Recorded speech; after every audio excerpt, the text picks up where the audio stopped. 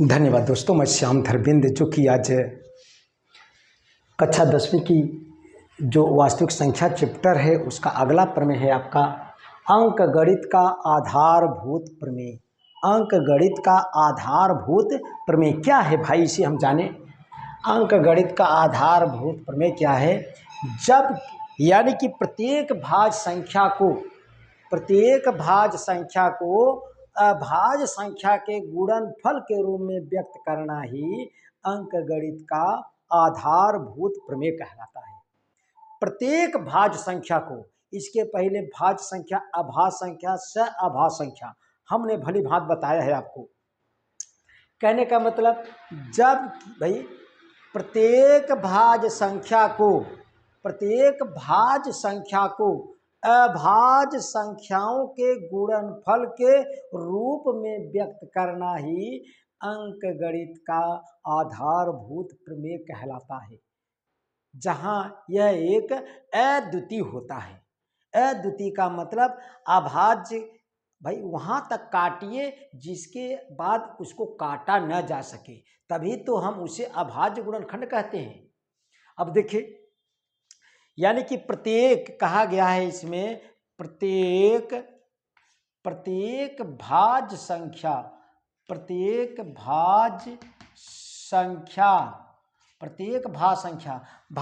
किसे कहते हैं? जिनका गुणनखंड 2 से अधिक हो, भाज्य संख्याएं कहलाती हैं। अलग से वीडियो डाल दिया गया है इस पर।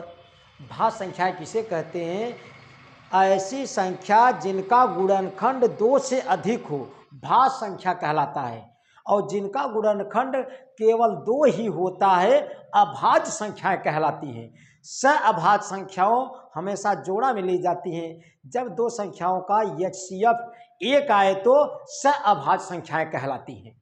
अब देखिए, अंक गणित का आधारभूत प्रमेय क्या है? प्रत्येक भाज्य संख्या को अभाज्य संख्याओं के, प्रत्येक भाज्य संख्या को अभाज्य संख्याओं के, अभाज्य संख्या का मतलब जिनके गुणनखंड 2 होते हैं।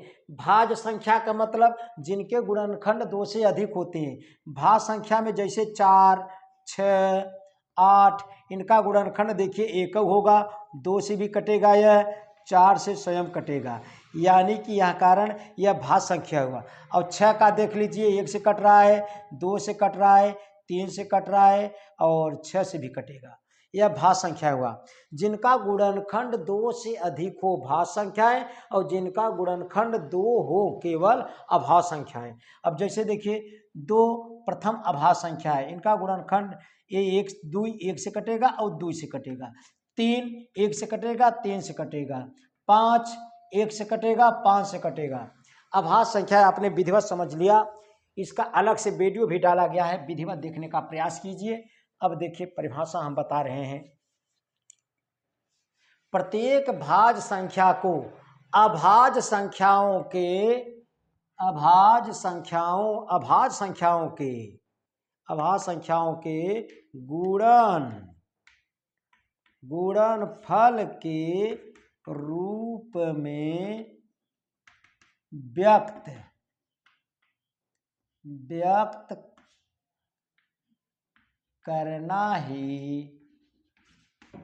व्यक्त करना ही अंक गणित का आधारभूत प्रमेय कहलाता है।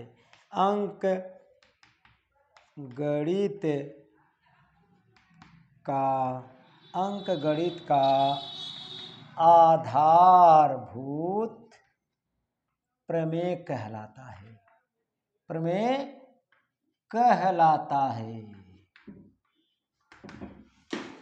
अंक गणित का आधारभूत प्रमेय कहलाता है, यानी कि प्रत्येक भाज्य संख्या को अभाज्य संख्याओं के गुणनफल के रूप में व्यक्त करना ही अंक गणित का आधारभूत प्रमेय कहलाता है। जबकि ये अद्वितीय हो। अद्वितीय का मतलब अभाज्य संख्या प्राप्त हो जाए, इसके अभाज्य संख्या प्राप्त कर लेना चाहिए। गुणनखंड कीजिए जब तक अभाज्य संख्या न मिले। अभाज्य संख्या का मतलब उनका गुणनखंड केवल 2 ही हो। जब तक वहाँ तक न पहुँचे तब तक उनका खंड करते रहिए। इसी को कहा गया है कि अद्वितीय। अद्वितीय का मतलब उसके आगे काटा नहीं जा सकता है, उसके आगे विभाजित नहीं किया जा सकता है। जैसे देखिए 2 एक अभाज्य संख्या है, इसको 2 को अब नहीं काटा जा सकता है। इनका गुणनखंड 1 भाई 1 होगा 2 होगा। 3 देखिए इनका 3 को नहीं काटा जा सकता है, 1 और 3 होगा। इसी को अद्वितीय बोला गया है, इसी शब्द को अद्वितीय बोला गया है। 5 को देखिए 1 और 5, 1 और 5 होगा। इसीलिए अद्वितीय बोला गया है कि प्रत्येक भाज्य संख्या को अभाज्य संख्याओं के गुणनफल के रूप में व्यक्त करना ही अंकगणित का आधारभूत प्रमेय कहलाता है। जबकि ये अद्वितीय हो, यानी कि अभाज्य गुणनखंड हो वह कैसा होना चाहिए? अद्वितीय, यानी कि पूर्ण रूपेण कटा होना चाहिए। कहने का मतलब यह है। अब देखिए जैसे अगर कहा जाए 12 का खंड करेंगे हम, मिलेगा कितना भाई? आप जानते हैं, अगर नहीं समझ पाते रफ काज पर दूर कीजिए इसे। 2 छंग 12, 2 तिया 6, 3 एक्का 3।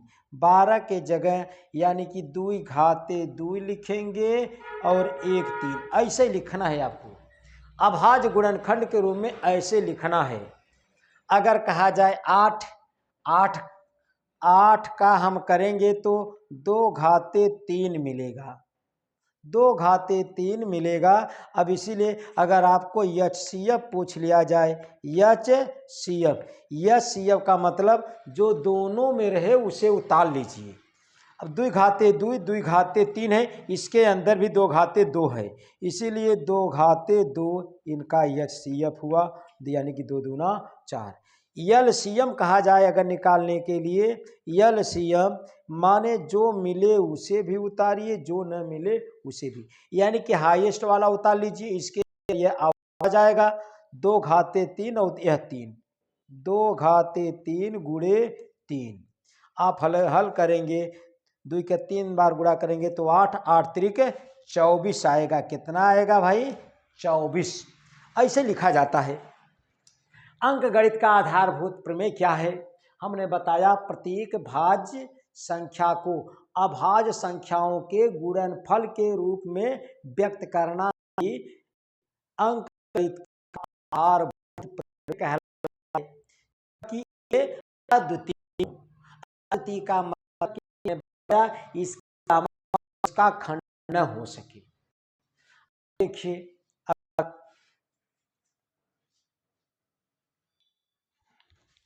देखिए शांत तथा अशांत संबंधित महत्वपूर्ण तथ्य।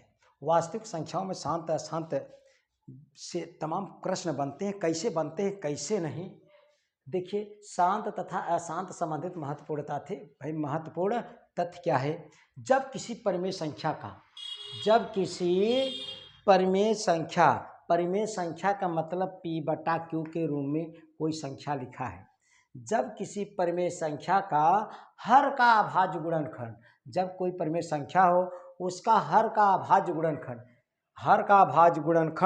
2 पावर m 5 पावर n के रूप का होगा तो दशमलव प्रसार शांत होगा। यानी कि हर का अभाज्य यानी Q का अभाज्य गुणनखंड, Q का अभाज्य गुणनखंड 2 पावर m 5 पावर n के रूप का हो तो दशमलव प्रसार शांत होगा। क्या होगा? शांत होगा। कहने का मतलब कोई परिमेय संख्या है, बटे के रूप में लिखा गया है, कोई संख्या बटे के रूप में लिखा गया है, परिमेय संख्या की परिभाषा बताया गया है आपको। कि जो वह संख्या जिसे P बटा Q के रूप में लिखा जा सके, लेकिन Q नॉट इक्वल टू 0 होना चाहिए, उसी को हम परिमेय संख्या कहते हैं। अब लेकिन इस समय परिमेय संख्या हो लेकिन Q का अभाज्य गुणनखंड, Q का खंड करेंगे अभाज्य गुणनखंड। अभाज्य का मतलब कि जैसे इसके पहले बताया गया था, Q का अभाज्य गुणनखंड 2 पावर m और 5 पावर n के रूप का होगा तो दशमलव प्रसार क्या कहलाएगा? शांत कहलाएगा। अगर Q का अभाज्य गुणनखंड, ये तो समझ लीजिए फर्स्ट पॉइंट हो, यहाँ पर Q नॉट इक्वल टू 0 होता है। कोई परिमेय संख्या जब P बटा Q के रूप में होता है तो Q नॉट इक्वल टू 0 होता है। अगर Q का अभाज्य गुणनखंड 2 पावर m 5 पावर n के रूप का हो तो दशमलव प्रसार शांत होगा। यदि Q का अभाज्य गुणनखंड, यदि Q का अभाज्य गुणनखंड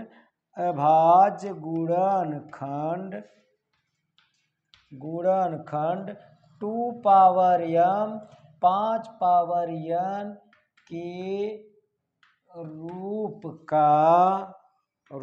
का न हो तो दशमलव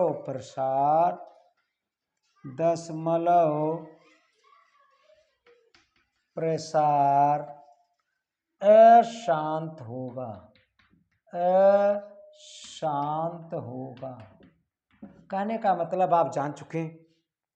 यदि कोई परिमेय संख्या है, परिमेय संख्या का मतलब कि बटे के रूप में कोई संख्या लिखा गया है, हर का अभाज्य गुणनखंड हम करेंगे। अगर उनका दशमलव प्रसार ज्ञात करने के लिए कैसा है, शांत है कि अशांत। शांत का मतलब हर से भाग दे अंश में कट जाए, अगर कट जाएगा तो शांत, अगर नहीं कटेगा तो अशांत। इसीलिए सस्ता एक जुगाड़ वह बताया गया है कि अगर हर का अभाज्य गुणनखंड 2 पावर m और 5 पावर n के रूप का रहेगा तो शांत, अगर ऐसा नहीं है तो अशांत कहा जाएगा।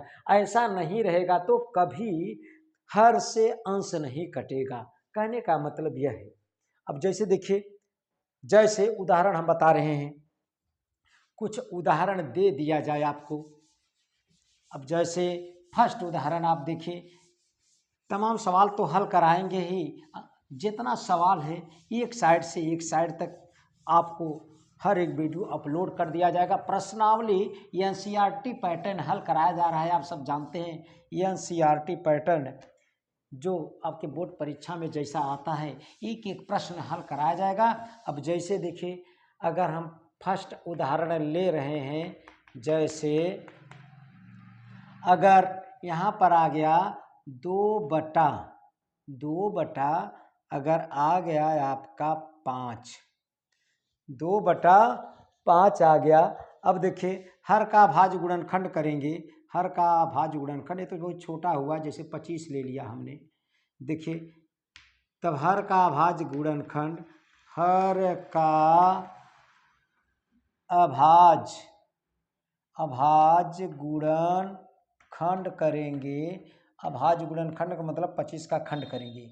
जब 25 का खंड करेंगे, 5 पचे 25 और 5 एक्का 5, यानी कि 2 बार 5 आया भाई, 2 बार 5 आया। इसी को हम लिख सकते हैं कि 5 का स्क्वायर।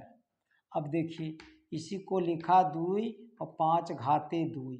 हमने कहा कि अगर हर का अभाज्य गुणनखंड 2 पावर m और 5 पावर n के रूप में रहेगा तो शांत, ऐसा नहीं रहेगा तो अशांत। अब देखिए यहाँ पर 2 नहीं है, लेकिन 2 घाते 0 तो लगा सकते हैं। क्यों लगा सकते हैं? 2 पावर 0 का मान 1 होता है, इसीलिए इनका मान 1 हो जाएगा, फिर यही प्राप्त होगा। कहने का मतलब हर का अभाज्य गुणनखंड 2 पावर m और 5 पावर n के रूप का हो गया, तब इनका दशमलव प्रसार कैसा होगा भाई? ये शांत होगा। क्या होगा? शांत होगा। ऐसा नहीं है तो अशांत होगा। जैसे अगला उदाहरण देखिए, जैसे हमने लिया 1 बटा 9 लिया, इसको कटाएंगे तो 3 घाते 2 लिखेंगे। इसमें देखिए हर का अभाज्य गुणनखंड न 2 है न 5 है, कोई एक भी न उपस्थित हो, एक भी न उपस्थित हो तो उसे अशांत कहा जाता है। इनका हर का अभाज्य गुणनखंड 2 पावर m और 5 पावर n के रूप का नहीं है, अतः यह क्या होगा, अशांत होगा। जब हर का अभाज्य भाई अभाज्य गुणनखंड 2 पावर m और 5 पावर n के रूप का रहेगा तो दशमलव प्रसार शांत कहा जाएगा, अगर ऐसा नहीं है तो अशांत कहा जाएगा। तमाम सवाल बताया जाएगा। अब धीरे धीरे हम आपका हर एक सवाल बताने का प्रयास करेंगे, हर एक सवाल बताया जाएगा। अब देखिए,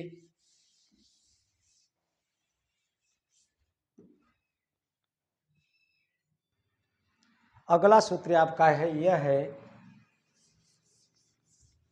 देखिए, यदि दो व्यंजक दिए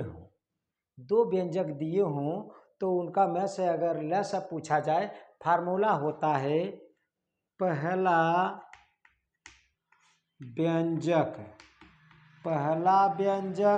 गुणे दूसरा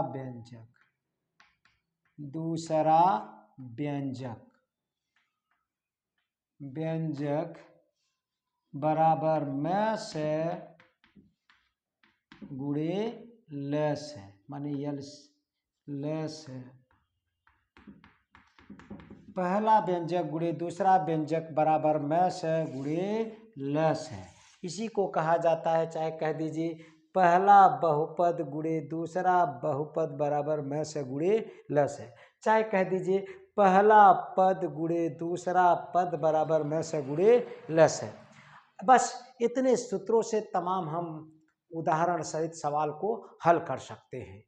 इस पर सवाल पूछता है, अगर किसी संख्या का म से ल से दिया गया है, एक व्यंजक दे दिया गया है तो दूसरा व्यंजक आप निकाल सकते हैं। अगर दोनों व्यंजक दिया है, किसी का म से दिया, भाई म से भी दिया है तो ल से निकाल सकते हैं। यह फार्मूला उस मुकाम तक आपको पहुंचाएगा। बस अब हम वास्तविक संख्या का हर एक सवाल प्रश्नावली वाइज हल किया जाएगा। अगर यह फार्मूला यहाँ तक बातें अगर आपको अच्छी लगी हो तो चैनल को जरूर सब्सक्राइब कीजिए। धन्यवाद दोस्तों।